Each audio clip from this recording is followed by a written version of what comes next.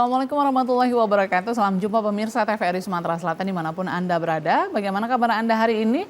Senang rasanya saya Wima Yasir Rustam kembali hadir menjumpai Anda kali ini dalam Halo Dokter. Seperti biasa selama lebih kurang 60 menit ke depan kami akan mengajak Anda untuk membahas tema yang kami angkat sebagai topik. Dan kali ini Halo Dokter akan mengangkat tema mengenai sinkop dan presinkop. Saya akan sapa narasumber yang sudah hadir bersama saya saat ini. Kita telah bersama Dr. Yudi Tanta, SPPD KKV, dokter spesialis kardiovaskuler RSUD Siti Fatimah Provinsi Sumatera Selatan. Selamat sore dokter, apa kabarnya? Sore, baik. Baik, selamat datang di studio kami ya dok ya. Iya. Sibuk hari ini dok? Lumayan.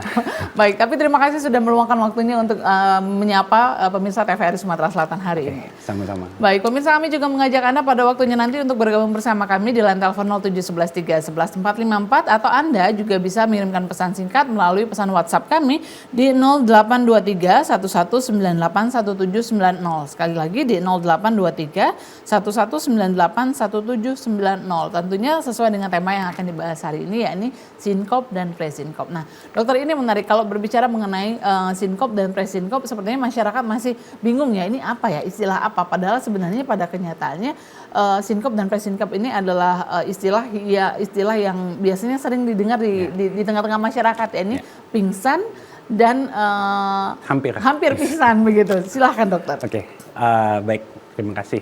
Ya, jadi sebenarnya kalau seandainya di masyarakat itu kita kenal sebagai pingsan atau kehilangan kesadaran secara umum.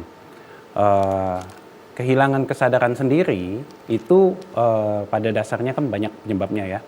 Seperti kalau seandainya orang kecelakaan, ada trauma kepala, kemudian misalnya yang paling sering itu murid-murid di waktu upacara pingsan.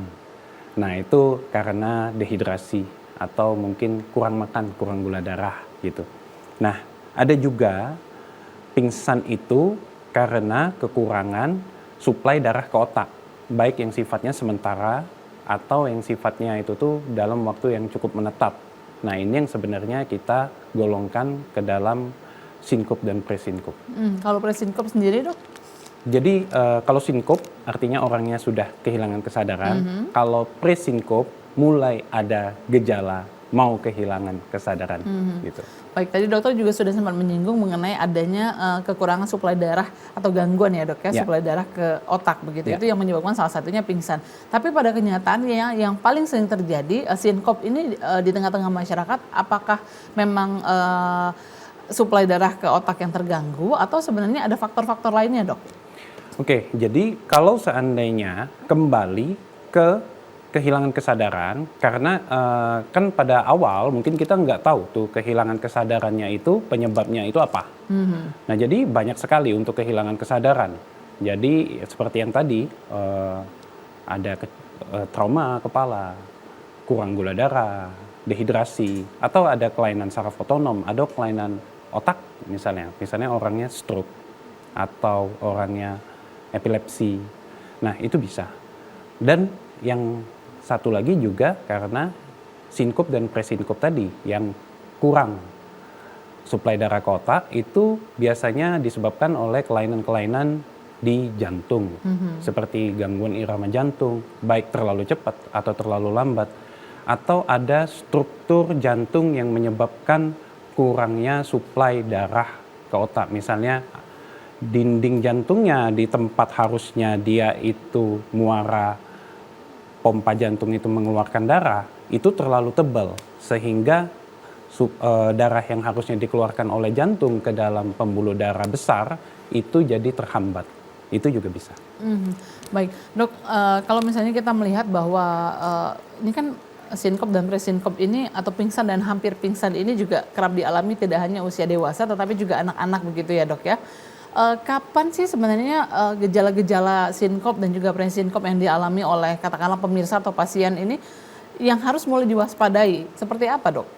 Oke, jadi pada dasarnya kalau seandainya kita itu, kan jadi ada juga mbak, ini seperti contohnya orang pingsan, begitu dia kaget atau dia emosionalnya Iya betul. berlebih. Mendengar sesuatu begitu. Ya, atau melihat sesuatu, kemudian dia pingsan, kemudian waktu dia sudah berbaring, ditenangkan sebentar, dia kemudian membaik. Jadi lebih ke arah psikologis. Nah, itu mungkin tidak terlalu Berbahaya. ya. Tetapi kalau seandainya penyebab-penyebab lain, seperti mungkin kalau seandainya sudah kita ketahui ya, misalnya contoh murid di sekolah upacara pingsan, terus di waktu sudah pingsan, dia terbaring, dia kan bangun ya, dia bangun, kemudian dikasih air gula gitu dalam kondisi sadar nih. Kalau misalnya kondisi nggak sadar, tentu kita nggak boleh kasih minum atau kasih makanan, nanti tersedak. Nah, kemudian dia membaik, mungkin kita bisa observasi di ruang kesehatan, kemudian bila lebih kondisinya sudah lebih baik, enakan, mungkin itu tidak terlalu jadi kondisi emergensi. Nah, tetapi hal-hal lain yang tidak bisa dijelaskan, itu sebaiknya kita pastikan dengan dibawa ke instalasi gawat darurat terdekat. Nah, ada hal-hal yang benar-benar jadi poin alarm merah lah ya gitu ya. Misalnya kehilangan kesadarannya itu kurang dari lebih dari 2 menit, atau dia waktu olahraga, dia itu kemudian lagi olahraga misalnya main futsal, tiba-tiba tanpa ada benturan, tanpa ada apa-apa, tiba-tiba dia pingsan. Nah, itu alarm yang ini, atau ini pingsan sudah berkali-kali. Nah, ini juga alarm berbahaya. Sebenarnya secara umum, kalau seandainya orangnya itu kehilangan kesadaran, sekaligus juga ini untuk mengenalkan ke mungkin masyarakat dan teman-teman yang mungkin tidak bergelut di bidang kesehatan. Kita itu harusnya idealnya kita mengenal yang kita sebut sebagai bantuan hidup dasar. Jadi pada saat orang itu, kita ketemu orang yang kehilangan kesadaran, kita pastikan dia memang tidak sadar, kita harus minta tolong untuk dipanggilkan ambulan, dan kemudian kita harus juga cek nadinya, cek nadi di leher. Nah, bila nadi di leher kita cek 5-10 detik tidak ada nadi, itu bukan kondisi pingsan lagi, itu adalah kondisi henti jantung yang nanti memerlukan kompresi jantung atau pijat jantung. Dan itu idealnya masyarakat umum semuanya dilatih untuk bisa melakukan itu. Baik, ini juga menarik ya dok, bahwa kalau misalnya memang harus dilihat juga kalau misalnya memang sudah di atas 2 menit, artinya ini bukan sinkop atau presenkop yang tidak berbahaya, ini harus diwaspadai begitu ya dok ya. Setelah itu juga ada riwayat sebelumnya, misalkan tadi ketika olahraga ternyata dia pingsan, itu bukan karena kelelahan, pasti ada sesuatu di balik itu ya dok ya. Bisa demikian, tentunya harus dipastikan. Jadi itu merupakan suatu alarm yang menunjukkan kita harus memastikan lebih lanjut. Baik. Kemudian penyakit-penyakit apa lagi nih dok yang harus diwaspadai? Tadi katakanlah memang ada salah satunya mungkin dehidrasi, kepanasan dan lain sebagainya. Kemudian juga tadi mengarahnya ke jantung ya dok ya. Nah, selain itu juga apakah ada penyakit penyerta lainnya dok yang harus diwaspadai ketika misalnya memang ini sering atau beberapa kali ini sudah mengalami pingsan atau juga hampir hilang kesadaran? Apakah masyarakat ini harus mulai mawas diri, ini kenapa kok pingsan terus begitu ya dok? Apa yang harus dicurigai begitu? Oh, oke. Jadi kalau seandainya pingsannya sudah berulang, tentunya itu memerlukan evaluasi lanjut. Baik dari segi jantung dan juga segi otaknya, dari segi syarafnya. Jadi bisa diperiksa di 2 area ini terutama. Jadi untuk melihat apa sih sebenarnya penyebab pingsannya begitu ya dok ya. Baik, dok, ini juga menarik kalau misalnya kita membahas mengenai pingsan. Tadi juga dokter sudah mengatakan bahwa ini harusnya masyarakat ini memang punya sudah diedukasi begitu ya. Kalau misalnya ada orang-orang di sekitarnya pingsan, sinkop atau pre-sinkop, apa yang harus dilakukan? Nah, biasanya ini ketika orang pingsan atau hampir pingsan ini yang dilakukan pertama sekali itu memberikan minum. Ini benar atau tidak sih dok? Oke. Jadi bila begitu korbannya jatuh nih pingsan, terus itu begitu terbaring, sadar, jadi kita kasih pelan-pelan mungkin tidak apa-apa, sadar penuh. Tetapi kalau pas orangnya masih tidak sadar, tidak boleh kita kasih makan atau minum karena bisa tersedak sehingga masuk ke saluran nafas. Nah, di samping itu yang lebih awal lagi yang harus dilakukan begitu kita ketemu korban yang tidak sadar, bukan kasus karena kecelakaan ya, contohnya karena spontan aja nggak sadar itu. Nah, itu kita harus panggil bantuan dan kemudian kita juga harus cek nadi di leher. Bila nadi di leher itu masih ada detaknya, itu artinya kita masih mungkin dalam kondisi, dan nafasnya masih ada ya, nafasnya masih kelihatan kembang kepis nafasnya. Nah itu kita dalam kondisi mungkin kehilangan kesadaran. Tapi kalau seandainya kita tidak teraba lagi nadi di leher dalam 5-10 detik, itu dalam kondisi henti jantung yang memerlukan kompresi jantung segera, memerlukan bantuan hidup dasar segera. Jadi memang harus melihat juga apa yang sebenarnya terjadi begitu ya pada pasien yang mengalami sinkop atau juga presinkop. Baik, sebelum kita lanjutkan kembali, kita akan nantinya setelah jeda ini akan membahas mengenai seperti apa sih kalau misalnya ini dicurigai adanya gangguan pada jantung pingsannya. Seperti apa sinkop dan juga presinkopnya dan penanganannya seperti apa. Tapi jangan dijawab dulu dokter, kita akan jeda sejenak. Pemirsa tetaplah bersama kami usai jeda berikut. Halo dokter masih akan kembali.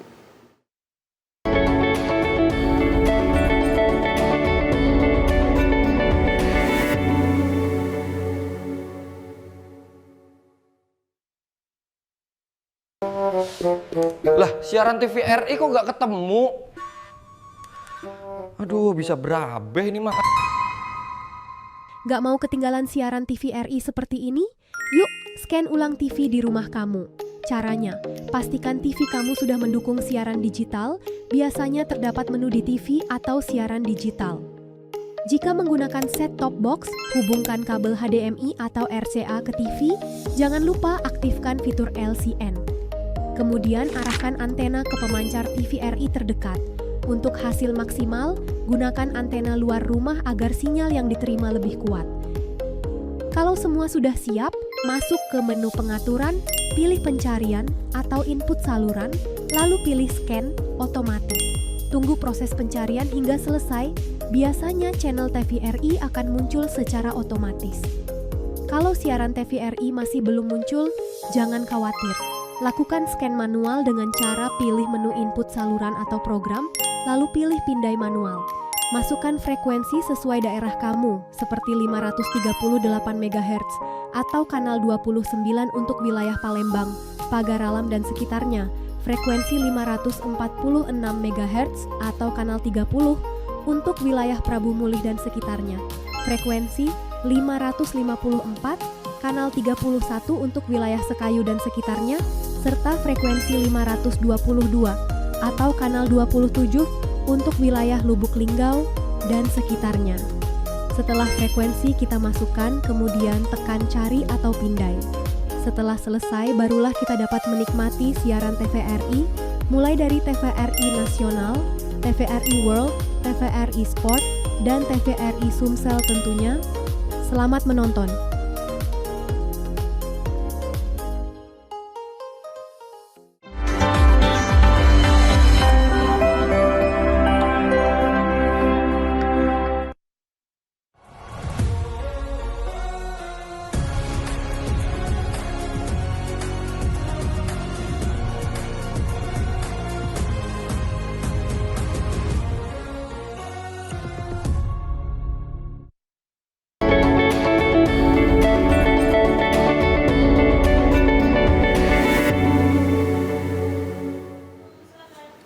Terima kasih pemirsa, Anda masih bersama kami dalam Halo Dokter. Masih kami ajak Anda untuk membahas mengenai tema hari ini, yakni sinkop dan presinkop. Masih bersama narasumber kami hari ini, kita telah bersama Dr. Yudi Tanta, SPPD KKV, dokter spesialis kardiovaskular RSUD Siti Fatimah, Provinsi Sumatera Selatan. Kami juga pemirsa masih mengajak Anda untuk bergabung bersama kami di line telepon 07113 11 454, atau Anda juga bisa mengirimkan pesan singkat melalui WhatsApp kami di 0823 1198 1790. Baik, dokter, di awal tadi kita sudah di segmen 1 kita sudah membahas mengenai pingsan dan hampir pingsan. Nah, kemudian ini kita mulai menjurus ke sinkop dan presinkop yang ada kaitannya dengan jantung begitu, Dok ya. Apakah memang ada gejala yang berbeda sebelumnya atau ada yang harus diwaspadai sebelumnya ketika misalnya penanganannya juga berbeda untuk pasien yang mungkin sudah memiliki riwayat gangguan jantung dan mengalami sinkop dan presinkop ini, Dok? Oh ya, kemudian satu tadi yang saya satu lagi gejala alarm yang mungkin harus kita waspadain kalau sebelum dia mengalami Pingsan. sinkop atau presinkop, itu ada sesak nafas atau juga ada nyeri dada. Nyeri dada. Itu juga sangat jadi alarm merah kita. Itu khas ya, Dok ya, begitu ya, Dok ya? Ya, nah jadi masuk ke yang barusan dari Mbak tanyakan. Jadi kalau seandainya dia ada riwayat, misalnya sudah diketahui penyempitan pembuluh darah jantung sebelumnya. Nah tentunya dengan atau ada penyakit jantung bawaan sebelumnya. Nah tentunya kalau memiliki gejala-gejala sinkop atau presinkop itu kita harus lebih waspada di situ. Kemudian penanganannya apa berbeda ataukah sama, Dok? Oke, jadi kalau secara penanganan tentunya nanti harus kita pastikan dulu penyebabnya apa. Pertama kita pastikan kondisinya emergency atau dalam kondisi yang masih kita stabil. Nah tentunya kalau misalnya kondisi emergency yang harus kita atasin.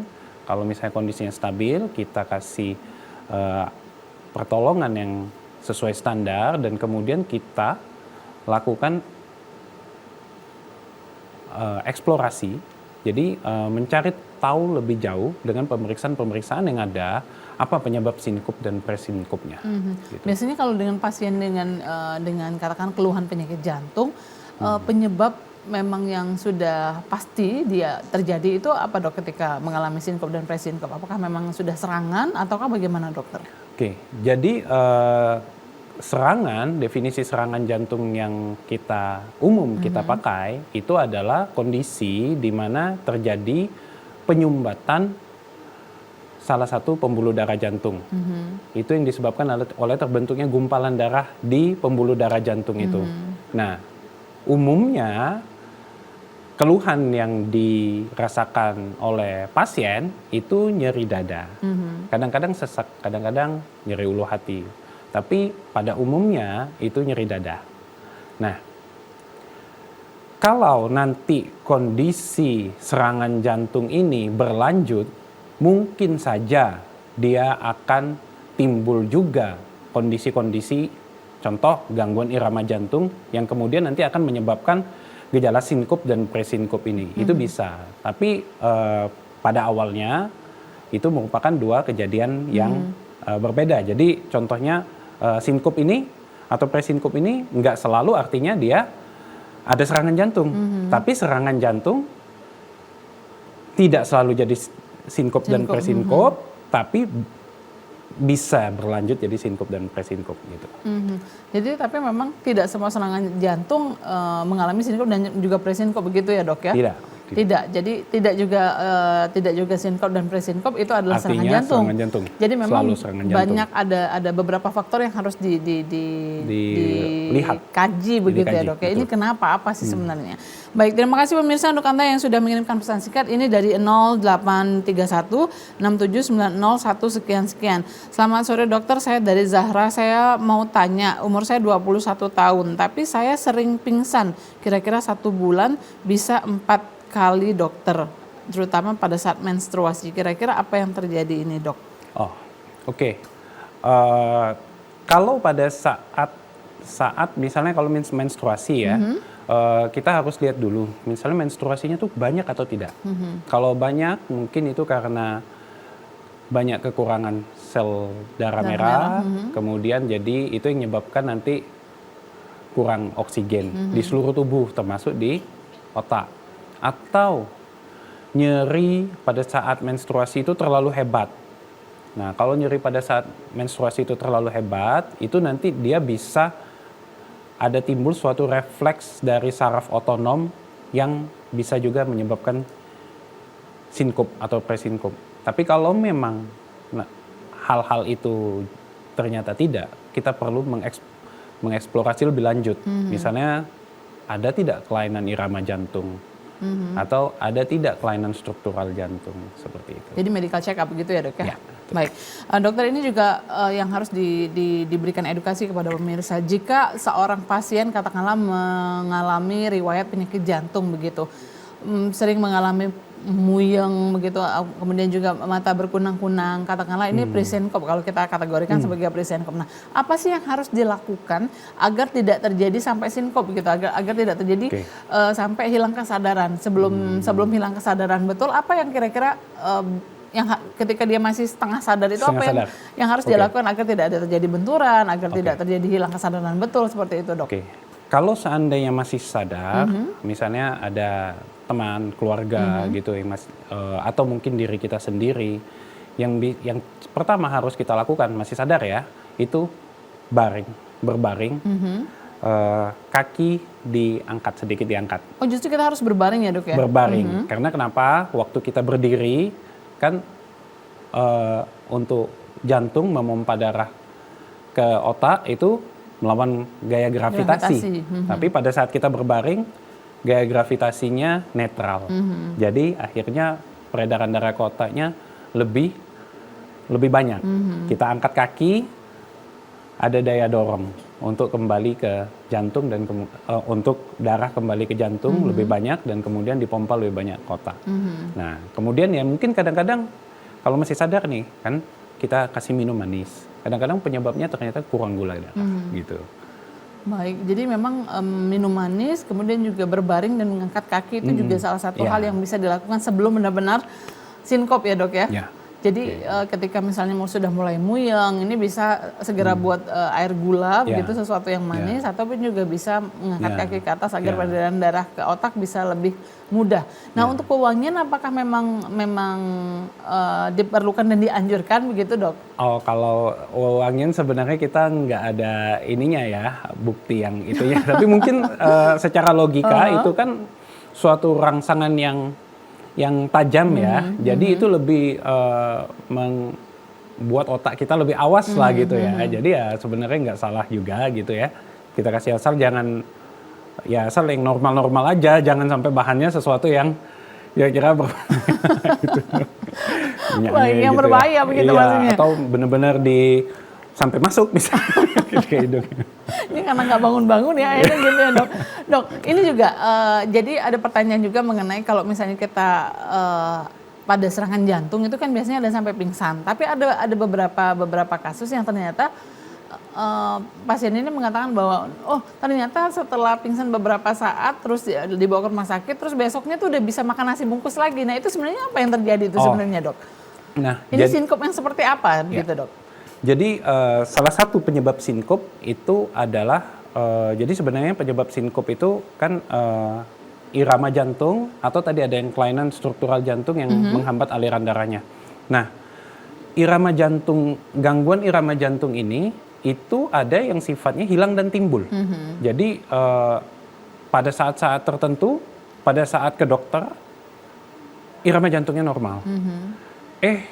Pulang ternyata ada kejadian gangguan irama jantung lagi, entah terlalu cepat, entah terlalu lambat, bergejala lagi. Waktu ke dokter dibilang, bagus ini Pak, Ibu, rekam jantungnya baik. Begitu pulang ke rumah, timbul lagi. Nah, maka dari itu kita punya alat-alat lain. Contohnya kita punya pemeriksaan Holter. Jadi Holter itu adalah alat rekam jantung seperti yang pada umumnya, cuman dia lebih sedikit yang harus ditempelkan di badan, tetapi nanti alat perekamnya itu kecil, dikantongi 24 jam. Jadi bisa memantau irama jantung 24 jam. Jadi itu dibawa kemana-mana begitu dalam aktivitasnya? Kemudian besoknya kita baca hasilnya, seperti itu. Atau bila dibutuhkan, kita juga bisa melakukan pemeriksaan sinyal jantung dari dalam bilik jantung.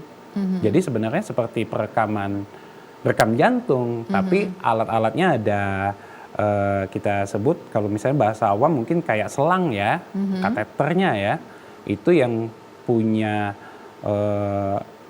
perekamnya di ujung-ujungnya ditempatkan di tempat-tempat tertentu di bilik-bilik jantung untuk merekam secara langsung sinyal jantungnya untuk mendiagnosis lebih jauh.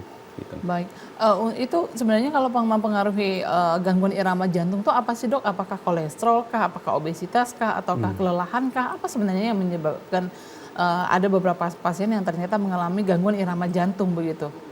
Oke, jadi gangguan irama jantung ada yang sifatnya itu memang bawaan, seperti kita kalau di kedokteran kita kenal sebagai sindroma Wolff-Parkinson-White, itu yang sifatnya bawaan. Tapi pada umumnya itu terjadi ya sekunder, karena ada penyebab lain. Seperti contohnya karena lifestyle dan kemudian kan misalnya kurang olahraga, merokok, kemudian ada penyakit-penyakit mendasar yang tidak terkontrol seperti diabetes, kemudian hipertensi, terjadilah misalnya penyempitan pembuluh darah jantung. Itu pun nanti juga salah satu risiko umum terjadinya gangguan irama jantung. Atau terlalu berat badan berlebih, kemudian waktu tidur sehingga seringkali tertekuk lehernya sehingga pernafasannya kurang lancar waktu tidur, sehingga banyak oksigen yang terganggu. Itu juga bisa membuat gangguan irama jantung. Kita kenal sebagai atrial fibrilasi. Gitu. Jadi memang beragam juga ya dok ya, apa penyebabnya dari gangguan irama jantung ini.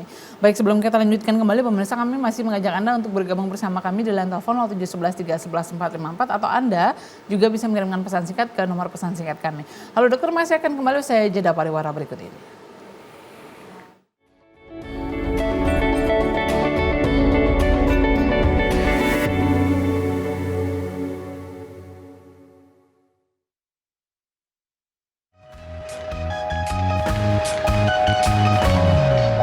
Sebentar lagi Piala Dunia, semua warga kampung. Hai masyarakat Sumatera Selatan dimanapun Anda berada, tanggal 12 Juni 2026, pukul 2 dini hari.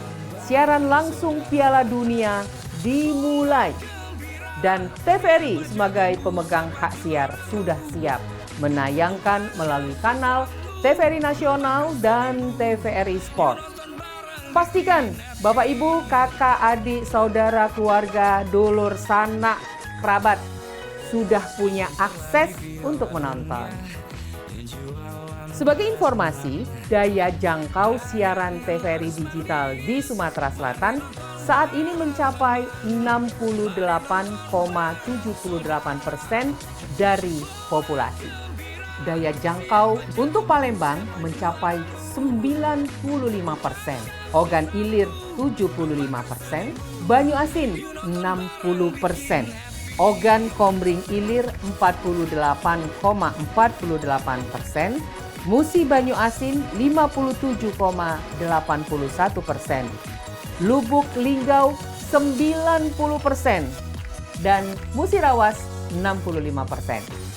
Musi Rawas Utara 45%, Empat Lawang 78,11%, Prabu Muli 95%, Pali 80%, Muara Enim 81,23%, dan Pagar Alam 63%. Pada kesempatan ini secara khusus atas nama TVRI, saya juga mohon maaf kepada masyarakat Oku Timur dan Oku Selatan yang tidak dapat menonton siaran digital TVRI. Karena TVRI belum bisa mengganti peralatan pemancar di Bukit Pelawi, Batu Raja Barat yang mengalami penjarahan berulang sejak tahun lalu. Permohonan maaf juga kami tujukan kepada masyarakat Kabupaten Lahat yang juga kondisi pemancarnya belum dapat diganti. Bapak Ibu sekalian, selain melalui jaringan terestrial siaran digital ini, masyarakat juga bisa menonton TVRI dan siaran Piala Dunia melalui satu, aplikasi Trans TVRI dengan cara mengunduh aplikasi pada Play Store atau App Store. Kedua, melalui aplikasi Vola Play. Dan ketiga, membeli paket bola gembira Maxstream TV dari Telkomsel. Dalam rangka memberikan pelayanan maksimal sesuai kebutuhan, memang TVRI juga menyediakan akses berbayar bagi masyarakat yang membutuhkan. Selain itu, tercatat saat ini sudah ada sekitar 48 lokasi nonton bareng Piala Dunia yang tersebar di seluruh Sumatera Selatan. Mulai dari Palembang sendiri, Oku Selatan, Musirawas Utara, Musi Banyu Asin, Lubuk Linggau, Musirawas, Lahat, Prabu Muli, Pali, Empat Lawang, Ogan Ilir, dan Oki. Semuanya tersebar di tempat-tempat umum dan mudah dijangkau. Dan khusus untuk masyarakat Oku Raya, sesuai dengan arahan Bapak Gubernur, disediakan fasilitas nonton bareng yang difasilitasi oleh Pemkab setempat. Demikianlah informasi mengenai siaran langsung Piala Dunia 2026 untuk wilayah Sumatera Selatan. Jika ada pertanyaan, silakan hubungi kami melalui akun media sosial TVRI Sumatera Selatan. Terima kasih, selamat menonton. Lupakan seribu, yuk nonton bareng bikin happy. Yuk nonton bareng bikin happy. Yuk nonton bareng bikin happy. Bola gembira.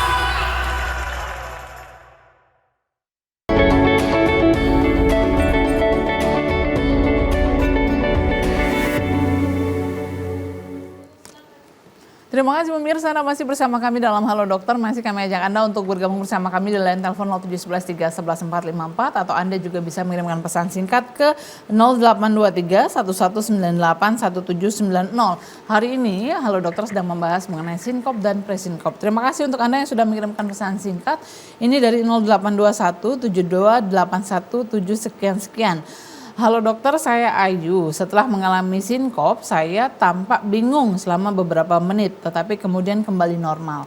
Apakah kondisi tersebut masih termasuk sinkop biasa atau perlu dicurigai adanya gangguan lain, dok? Silakan dokter.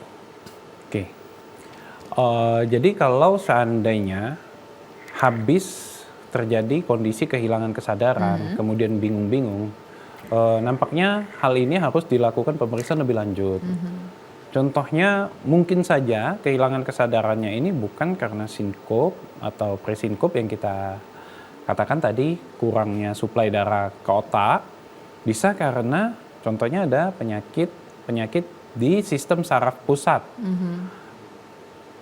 Bermacam-macam yang mungkin nanti perlu dipastikan, atau juga kalau seandainya benar ini sinkop ya, kalau presinkop nggak mungkin kan, sudah benar-benar kehilangan kesadaran, itu mungkin waktunya cukup lama sehingga sempat membuat oksigen di otak itu berkurangnya lumayan lama gitu, sehingga itu bisa bikin bingung-bingung. Jadi apapun itu tentunya itu harus dilakukan pemeriksaan lebih lanjut kalau seandainya ada yang kondisi bingung.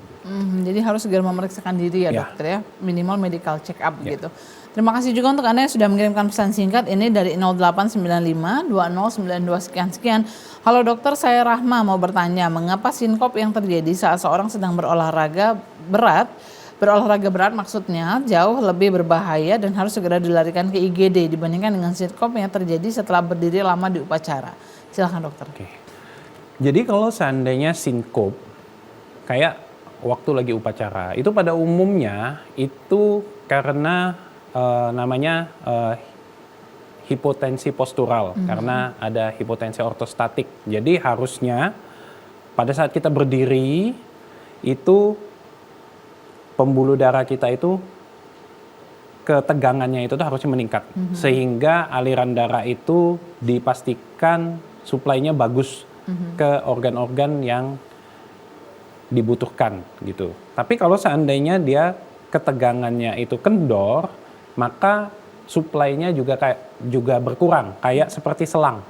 Kalau seandainya selang itu kita pencet, airnya deres, kencang. Tapi kalau selangnya kita lepas, kita nggak pencet, airnya kan jatuhnya dekat. Nah, begitu juga dengan pembuluh darah. Nah, itu jadi ada masalah di ketegangan pembuluh darah. Atau bisa juga karena kurang cairan atau kurang gula darah. Nah, itu seringkali terjadinya seperti itu. Jadi pada saat dia, kalau pada orang-orang ini, pada saat dia berbaring, maka suplai darahnya terutama ke otak itu kembali karena tidak perlu melawan gaya gravitasi. Dan kemudian juga kalau seandainya dia karena kurang minum, kan begitu sadar ya kita kasih minum, kemudian kurang gula darah kita kasih minum manis, itu kan nanti keluhannya bisa teratasi sebagian. Tapi kalau seandainya pada saat orang berolahraga tiba-tiba saja, bukan karena ada benturan ya, contohnya kalau misal benturan juga berbahaya ya, tapi saya kan ini bicaranya dalam konteks sinkop dan presinkop. Nah, olahraga misalnya sedang main futsal lah, tiba-tiba dia pingsan. Nah, pada saat itu jantung dipicu untuk bekerja lebih berat dari pada kondisi istirahat. Nah, kondisi jantung yang dipicu ini itu seringkali menyebabkan aritmia, gangguan irama jantung yang sifatnya cepat, yang ada beberapa jenisnya yang bisa berbahaya, membahayakan jiwa. Tentunya ini harus diperiksa lebih lanjut. Ada beberapa jenisnya yang bisa membahayakan jiwa. Baik dokter, jika pasien ini ingin memeriksakan diri nih, ingin bertemu dengan dokter Yudi, dokter prakteknya di mana saja dok? Oke, saya di RSUD Siti Fatimah. Hari apa? Kalau saya sepertinya sebenarnya kalau poli saya itu di hari Senin, Selasa, Kamis di jam 8 sampai jam 10 di poli kardiovaskular.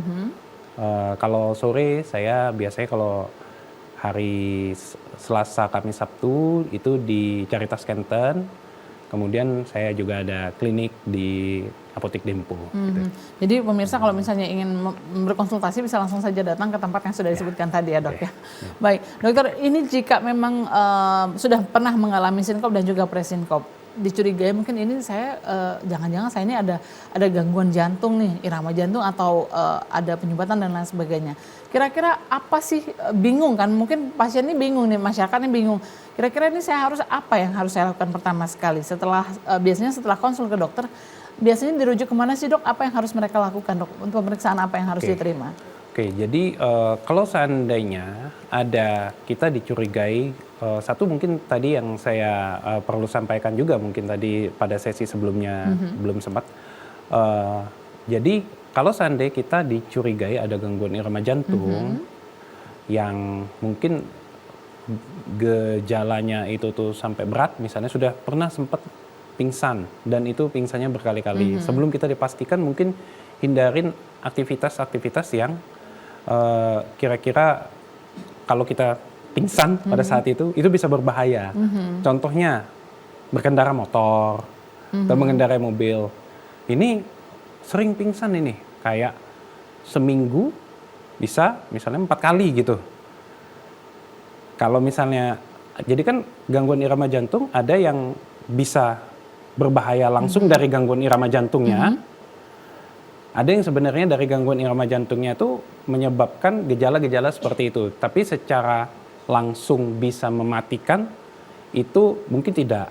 Tapi bila terjadinya pada saat kita sedang beraktivitas yang rentan, kalau sampai kita sinkop pada saat itu bisa berbahaya. Nah itu dihindarin. Contohnya berkendara atau melakukan aktivitas yang misalnya yang aktivitas berat, Aktivitas berat. yang mungkin ya kita bisa pertimbangkan kan. Nah, itu dihindarin sampai kita lakukan dipastikan gitu atau ditangani sehingga dia terkontrol. Nah, biasanya pemeriksaan yang kita lakukan itu pada umumnya yang standar ya kita pasti rekam jantung, kemudian kita lakukan USG jantung, kemudian seringkali juga kita lakukan pemeriksaan yang tadi saya sebutkan, rekam jantung 24 jam Holter, dan pada kasus-kasus khusus yang diperlukan kita lakukan pemeriksaan rekam jantung dari dalam yang kita sebut, yang tadi saya sebut itu kita kenal namanya sebagai studi elektrofisiologi. Jika memang pasien ini mengalami kedaruratan begitu dok, kemudian juga mengalami sinkop dan juga dalam kategori darurat. Nah ini kategori darurat ini seperti apa? Apa tanda-tandanya dok? Jadi kalau seandainya tadi kehilangan kesadaran yang Diawali lebih dengan dari nyeri 2 dada menit, mungkin? ya diawali dari nyeri dada, sesak nafas ya, atau lebih dari 2 menit, atau misalnya juga dia sempat kehilangan kesadaran, sadar tapi lemas terus. Nah mungkin ini menetap, tapi sekarang dia sadar karena dia dalam posisi berbaring saja, tapi yang gangguan ini masih menetap. Begitu dia mau bergerak, dia mau jalan lagi, dia bisa pingsan lagi. Nah itu ada sesuatu yang menetap. Kita juga harus cepat lakukan pemeriksaan ke IGD kalau seperti itu. Nah atau dirasakan berdebar-debar nggak berhenti-berhenti. Tadi sempat sampai pingsan atau berdebar-debar aja nggak berhenti-berhenti, atau sampai gelap-gelap pandangan, keseimbangan terganggu, itu juga tanda-tanda dia harus dilakukan pertolongan segera. Nah ini juga yang menarik bahwa kalau misalnya ada beberapa pasien yang mengatakan bahwa setelah pingsan kemudian juga biasa ternyata tidak sampai 2 menit terus sadar lagi. Tapi ternyata itu adalah serangan jantung yang pertama. Nah katanya juga memang ketika serangan jantung itu tidak boleh lebih dari 24 jam ya dok, agar proses pengobatannya juga bisa lebih maksimal. Nah, bagaimana sih memastikan bahwa si pasien ini bisa segera tahu saat membawa ke IGD atau saat dimana mungkin ini nanti akan sembuh sendiri begitu. Tapi jangan dijawab dulu, kita akan jeda sejenak pemirsa. Tetaplah bersama kami, saya jeda berikut. Halo dokter, masih akan kembali.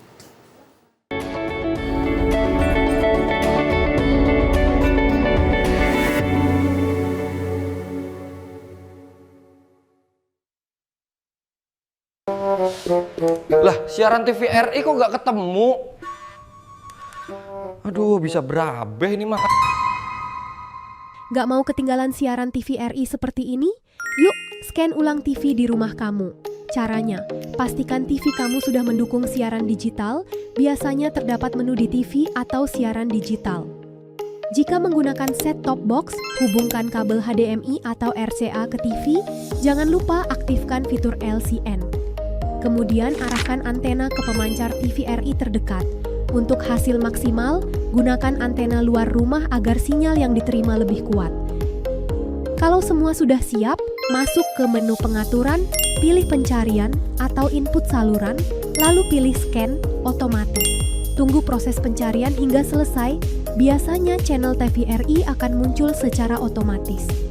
Kalau siaran TVRI masih belum muncul, jangan khawatir. Lakukan scan manual dengan cara pilih menu input saluran atau program, lalu pilih pindai manual.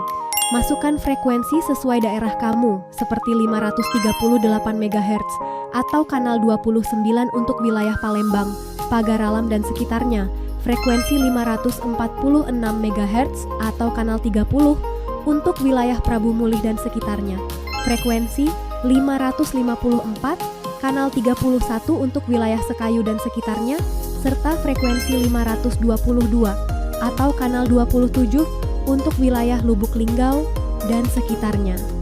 Setelah frekuensi kita masukkan, kemudian tekan cari atau pindai. Setelah selesai, barulah kita dapat menikmati siaran TVRI, mulai dari TVRI Nasional, TVRI World, TVRI Sport, dan TVRI Sumsel tentunya. Selamat menonton!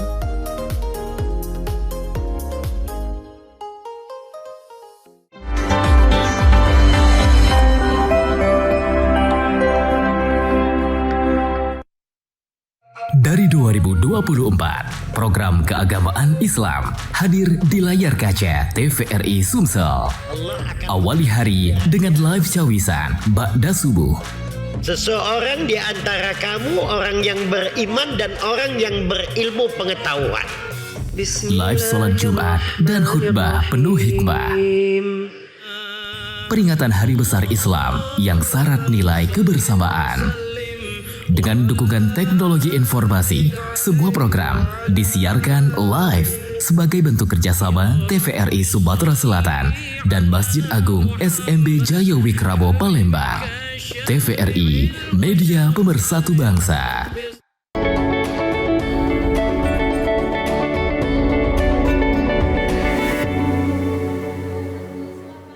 Terima kasih pemirsa, Anda masih bersama kami dalam Halo Dokter, masih bersama Dr. Yudi Tanta, SPPD KKV, dokter spesialis kardiovaskuler RSUD Siti Fatimah, Provinsi Sumatera Selatan. Terima kasih untuk Anda yang sudah mengirimkan pesan singkat, ini dari 0822 8723 sekian. Mau bertanya Kak, saya dari Ainun di Jakabaring, apakah benar ketika seorang terkena serangan jantung hanya punya waktu 90 menit untuk penanganan pertamanya? Kemudian apakah ada tanda-tanda bahwa seorang akan terkena serangan jantung sebelum benar-benar terkena serangan jantung? Terima kasih.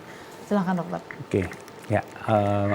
Jadi pertanyaannya bagus sih, tapi jadi pertama mungkin mungkin bukan tanda-tanda akan kena serangan jantung, tapi tanda-tanda serangan jantung dari awal kita kenalin gitu. Karena kalau akan itu sulit kita bilangnya, tapi kalau pada awal kita sudah kenalin itu lebih bermanfaat gitu ya. Jadi pertama nyeri dadanya ya, misalnya nyeri dada yang benar-benar harus dicurigain untuk ke arah jantung ya. Kalau misalnya dia terhimpit, seperti rasa tertekan dadanya atau terhimpit gitu, atau kayak kadang-kadang dia banyak variasinya, tapi yang dua itu yang paling sering. Nah, kemudian ini timbulnya pertama kali gitu. Kalau misalnya kita lagi, misalnya gini, kalau misalnya saya nih melakukan aktivitas olahraga yang nggak pernah saya sebelumnya seberat itu. Terus nanti kan kayak ada sesek gitu ya, sebentar, tapi kita istirahatkan sebentar, hilang kan. Ya itu normal, tapi ini pada saat aktivitas yang biasa, kemudian dirasakan sesek atau dada terhimpit dan tidak hilang dengan istirahat. Nah itu salah satu gejala, tanda-tanda dia ada serangan jantung gitu. Atau nyeri dada yang seperti terhimpit, tertimpa beban berat, itu yang pertama kali gitu, itu juga. Nah pada orang-orang yang memang sudah ketahuan ada penyempitan pembuluh darah jantung, biasanya kan dilakukan pembatasan oleh dokternya. Tidak boleh aktivitas yang terlalu berat. Nah ini aktivitas yang biasa dia lakukan sehari-hari, biasanya tidak nyeri, tidak timbul nyeri atau tidak timbul sesak. Nah ini sekarang dia timbul. Itu juga kita harus waspadai sebagai serangan jantung. Repotnya serangan jantung ini dia tidak semuanya gejalanya khas. Ada yang mirip-mirip dengan GERD. Jadi kadang-kadang ada yang disertai dengan nyeri ulu hati. Atau rasanya itu tuh dadanya seperti terbakar atau tembus ke belakang, mirip dengan penyakit lain.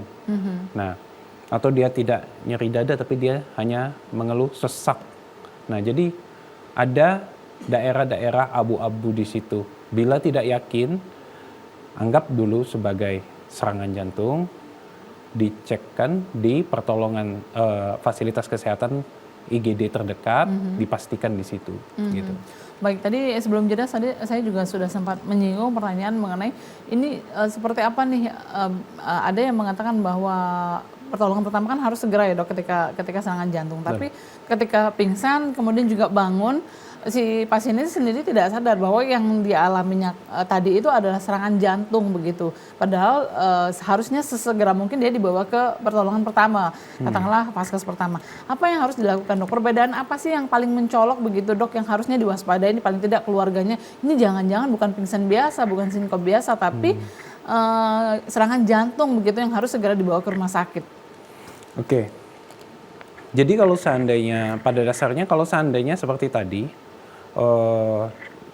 dia itu kita tidak bisa jelaskan, kita harus waspada dengan hal-hal yang tidak bisa kita jelaskan. Tapi kalau misalnya dia seperti tadi dari waktu upacara, kemudian itu karena kepanasan, dia pingsan, kemudian cepat membaik, dikasih minum cepat membaik, hal itu yang mungkin kita bukan tidak membutuhkan evaluasi, tetapi mungkin kita lebih tidak tergesa yang lainnya tadi gitu.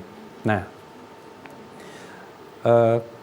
kurang gula darah pun itu bisa berbahaya, malahan bisa mengancam jiwa pada level-level tertentu. Tapi ya kalau seandainya pada tahap yang ringan, mungkin ya gejalanya mirip sinkop, kita kasih minum, mirip presinkop ya, bukan sampai sinkop ya, mirip seperti gelap-gelap, pandangan berkunang, kita kasih minum air gula, dia membaik. Nah itu mungkin yang lebih nggak terlalu alarm gitu. Tapi kalau seandainya ada nyeri dada, kemudian ada berdebar-debar, ada sesak, kita jangan harus ditunggu lagi ya dok, langsung dibawa ke rumah sakit.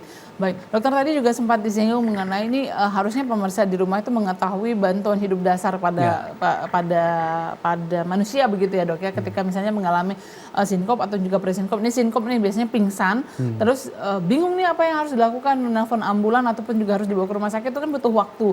Padahal detik-detik itu juga sangat menentukan bagaimana kelanjutan hidup seseorang ya dok ya. Betul. Bagaimana sih dok sebenarnya nih, biasanya kan kita pacu jantung, tapi sebenarnya seperti apa tekniknya di sini dok yang bisa dimengerti oleh katakanlah pasien di rumah, siapa tahu ada keluarganya ataupun juga ada lingkungan sekitarnya yang ternyata ada yang sinkop begitu, pingsan begitu, henti jantung dan lain sebagainya. Apa yang harus dilakukan dokter? Jadi kita harus membedakan antara, kan ini kehilangan kesadaran semua nih. Ini yang mana kehilangan kesadaran saja, yang mana henti jantung.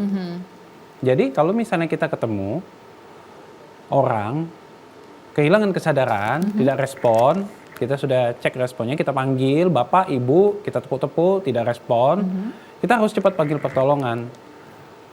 Pakai HP kalau misalnya nggak ada ini, atau kalau misalnya nggak ada siapa-siapa. Kalau ada orang di sekitar, lebih baik panggil orang di sekitar untuk menghubungi pertolongan lebih lanjut, ambulan gitu ya.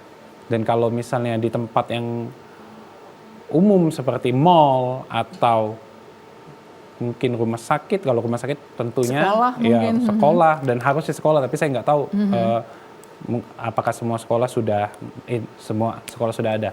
Kita harusnya minta alat yang namanya AED. Itu seringkali ada kotak yang tulisannya AED. Nah itu nanti bisa digunakan, itu nanti ada panduannya, malahan dia yang memandu kita, alat itu yang memandu kita.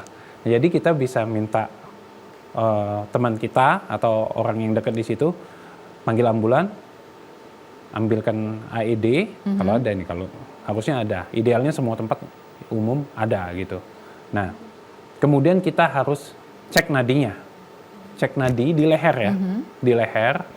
Itu kalau ini di tengah-tengah jakun, kita geser sedikit sekitar 1-2 jari. Di sebelah kanan jadi ya dok ya? Boleh di sebelah kanan atau di sebelah kiri. Kita lihat 5-10 detik, paling cepat 5 detik, paling lama 10 detik. Kalau nggak ada nadi, ini bukan kehilangan kesadaran biasa lagi, ini sudah henti jantung. Nah itu henti jantung, kita harus lakukan kompresi jantung. Jadi kita lakukan tangannya lurus, di tengah-tengah dada, itu jangan gerak di siku tapi geraknya di bahu. Kalau lihat sebenarnya banyak sekali di YouTube dan itu sudah banyak contohnya, dan sebenarnya banyak sekali pelatihan-pelatihan institusi-institusi yang menyelenggarakan pelatihan-pelatihan bantuan hidup dasar, dan itu memang sebaiknya masyarakat dikenalkan dan mengikuti pelatihan. Itu sampai berapa lama dok? Cepat pelatihannya. Maksudnya berapa lama kita melakukan tindakan tersebut, berapa lama? Jadi kalau untuk ini kompresi jantung kita lakukan 2 menit, kemudian kita evaluasi denyut nadinya. Kalau misalnya ada, kita miringkan pasiennya ke kanan biar kalau muntah nggak tersedak masuk ke dalam. Ya. Nah, kalau seandainya belum ada, ya kita lanjut sampai semampu kita atau sampai bantuan datang. Baik, dokter silahkan mungkin ini closing statement apa yang dokter sampaikan ini tentunya khusus untuk pemirsa di rumah yang saat ini menyaksikan kita mengenai sinkop dan juga presinkop ini, apa yang harus diwaspadai dan tentunya bagaimana cara mengantisipasi agar tidak terjadi hal ini terjadi kepada pemirsa yang sedang menyaksikan. Silahkan dokter. Jadi kalau seandainya untuk secara umum mungkin saya bukan menyebutnya sebagai sinkop atau presinkop, jadi itu lebih ngarah ke sudah penyakit kayak jantung ya. Nah, tapi untuk misalnya mencegah yang tadi seperti karena dehidrasi, karena kurang gula darah, tentunya kita harus memastikan status hidrasi kita, kemudian makan teratur gitu. Itu yang mencegah faktor-faktor yang umum terjadinya kehilangan kesadaran gitu. Tentunya kalau memang kita ada penyakit atau ada tanda-tanda ke arah penyakit lain yang menyebabkan kita kehilangan kesadaran, tentunya harus diperiksakan. Jadi jangan ragu ya dok ya, jangan ragu dan juga jangan menunggu waktu yang lebih lama. Kalau misalnya dicurigai ada apa-apa nih, langsung lebih baik langsung dibawa saja ke fasilitas kesehatan terdekat. Baik, baik dokter, terima kasih sekali sudah berbagi bersama kami hari ini dalam Halo Dokter. Kita sudah banyak sekali menyinggung mengenai bagaimana sinkop dan juga presinkop dan apa yang harus diwaspadai, gejala-gejala apa yang harus diwaspadai dan tindakan-tindakan yang bisa dilakukan ketika mengalami kita sendiri ataupun juga ada orang-orang di sekitar kita yang mengalami presinkop ini ya dok ya, sinkop dan juga presinkop. Pemirsa juga sudah diedukasi tadi seperti apa kira-kira yang sinkop dan juga presinkop yang memerlukan pertolongan pertama dan memerlukan pertolongan lanjutan begitu seperti apa sehingga bisa menyelamatkan orang-orang terdekat Anda.